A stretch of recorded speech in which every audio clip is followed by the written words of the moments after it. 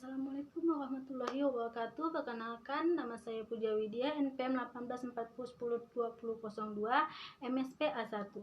Baiklah, di sini saya akan menjelaskan beberapa materi terkait mata kuliah konservasi sumber daya perairan. Yang pada pertemuan kedua itu membahas tentang sejarah konservasi. Sejarah konservasi ini terbagi menjadi 3 zaman. Yang pertama, zaman Kerajaan Nusantara. Yang kedua, zaman kolonial Belanda, dan yang ketiga, zaman kemerdekaan. Pada zaman Kerajaan Nusantara itu terjadi implisit, yang dimana tidak banyak arsip tertulis mengenai konservasi alam. Yang kedua, eksplisit, yang dimana tindakan konservasinya itu mencerminkan dalam pola perilaku masyarakat dalam berhubungan dengan alam yang merupakan warisan turun-temurun mereka. Pada zaman ini juga masyarakat mempercayai kekuatan alam yang mistifikasi benda-benda mati dan prinsip pembangunan harmonisasi manusia dengan alam. Alam mereka anggap suci, di mana raja-raja melakukan ritual dan pemujaan terhadap penguasa alam. Selanjutnya, pada zaman kolonial Belanda, pada zaman ini terdapat 2 periode, yaitu pada tahun 1714 dan pada tahun 1896. Selanjutnya, itu pada zaman kemerdekaan.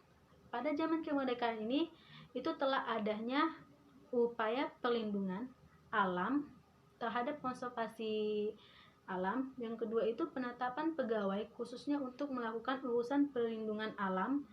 Dan yang ketiga itu upaya membentuk suatu lembaga pengawetan alam.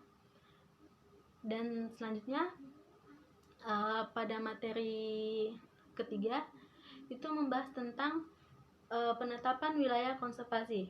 Penetapan wilayah konservasi ini ada 5 prinsip dasar pengelolaannya. Yang pertama, proses ekologis yang seharusnya dapat dikontrol dengan baik.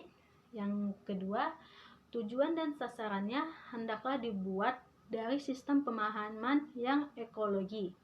Dan yang ketiga, di mana ancaman luar hendaknya dapat diminimalkan dan dimanfaatkan agar dapat dimaksimalkan dengan baik.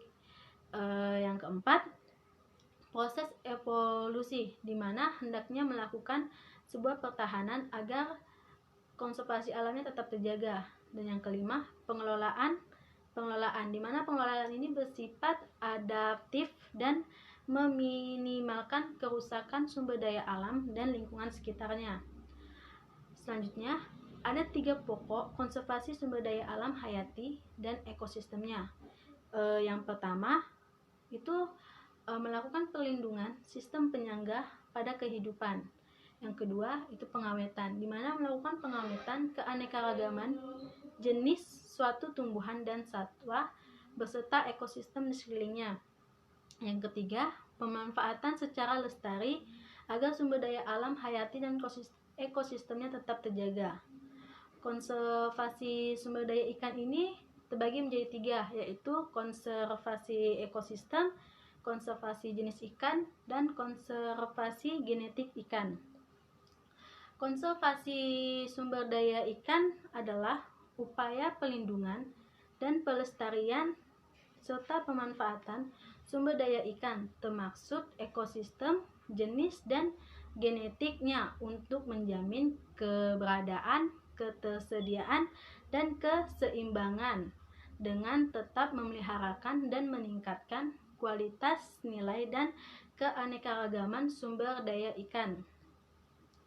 Kawasan konservasi di perairan ditetapkan berdasarkan kriteria yang dimana kriterianya memiliki keterwakilan ekosistem, yang kedua memiliki kemampuan daya pulih, yang ketiga untuk mempertimbangkan faktor risiko pengulangan, yang keempat habitat jenis ikan yang langka atau yang terancam punah, yang kelima di mana memiliki keanekaragaman hayati perairan yang sangat tinggi, yang keenam itu merupakan wilayah peminjahan, pembesaran, serta ruangan bagi biota perairan, dan mempunyai kondisi biota dan fisik lingkungan perairannya yang masih alami.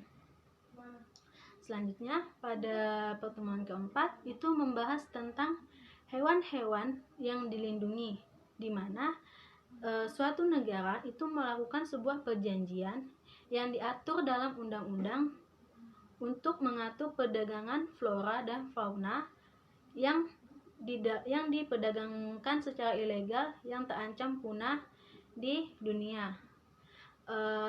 Appendix ini merupakan suatu daftar spesies perdagangannya yang perlu diawasi, dan setiap negara serta anggotanya telah menyetujui untuk membatasi perdagangannya dan menghentikan tindakan eksploitasi terhadap suatu spesies yang terancam punah.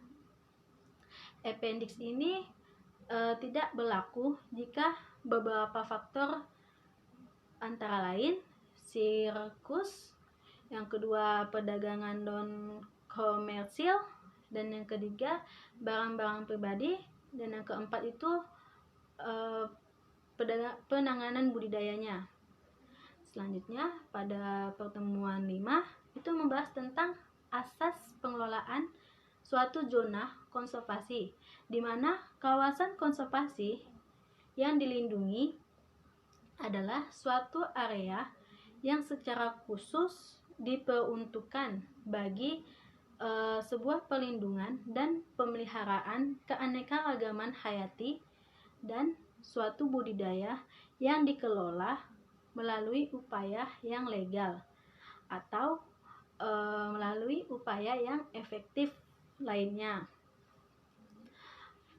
Terus fungsi penetapan pada kawasan konservasi memiliki beberapa manfaat.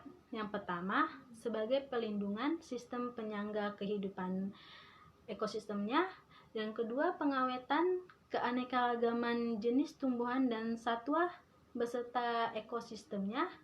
Dan yang ketiga, pemanfaatan secara lestari sumber daya alam hayati dan ekosistemnya.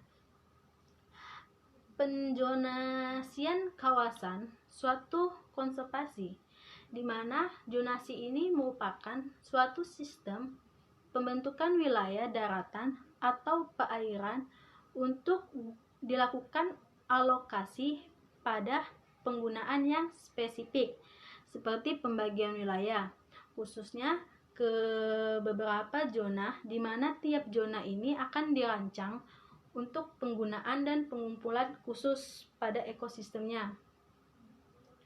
Dan zonasi juga mempunyai dua tujuan, yaitu sebagai pencegahan kerusakan dan kemudahan peraturan. Dan zona ini terbagi menjadi tiga bagian. Yang pertama, zona inti, dan yang kedua, zona penyangga, dan yang ketiga itu zona pemanfaatan. Selanjutnya, materi pertemuan ke-6, yaitu membahas tentang konservasi tingkat genetik dan spesies, di mana keragaman genetik adalah suatu proses utama biodiversitas. Keragaman genetik ini sangat penting untuk kelangsungan hidup populasi. Kehilangan variasi di dalam gen akan menghilangkan variasi dalam proses, pola, dan sifat-sifat tertentu. Konservasi keragaman genetik ini juga merupakan suatu aspek yang penting dari manajemen spesies yang telah terancam dan hampir punah. Ada 3 prinsip dalam melakukan konservasi keragaman sumber daya genetik, yaitu yang pertama, konservasi sumber daya dengan 3 tingkatan, yaitu ekosistem, jenis, dan genetik, serta konservasi dengan 3 pilar, yaitu perlindungan sistem penyangga kehidupan, suatu pengawetan jenis makhluk hidup serta ekosistemnya, dan pemanfaatan yang berkelanjutan dalam pembagian keuntungan. Selanjutnya, spesies.